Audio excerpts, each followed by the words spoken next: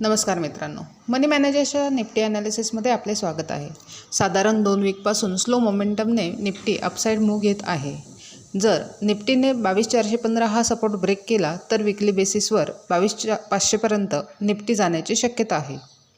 Daily time फ्रेममध्ये बघितले तर फ्रायडेला बेरिश एनगल्फिंग कॅन्डल फॉर्मेशन दिसत आहे, परंतु प्राइस ॲक्शननुसार कॅन्डलचा क्लोज हा प्रिव्हियस कॅन्डलच्या लो खाली झालेला नाही, सो आपण लो ब्रेक होण्याची वाट बघणार आहोत। आता 15 मिनिट टाइम फ्रेममध्ये बघितले तर निफ्टी एका चॅनलमध्ये फिरत होती आणि फ्रायडेला तो चॅनल ब्रेक झालेला आहे। आजच्या ट्रेडिंगसाठी 2 महत्त्वाच्या लेवल्स आहेत, 23,585 आणि 23,390। या जर ब्रेक झाल्या तर वन साइड मूव्हमेंट होऊ शकते। जर 23,585 क्रॉस झाले तर निफ्टी साइडवेज फिरण्याची शक्यता आहे, परंतु 23,390 ब्रेक झाले तर निफ्टी खाली सस्टेन राहिली तर 23,200 ते 23,50 पर्यंत निफ्टी जाऊ शकते। साधारण ओव्हरऑल आपला व्ह्यू हा बेरिश असणार आहे।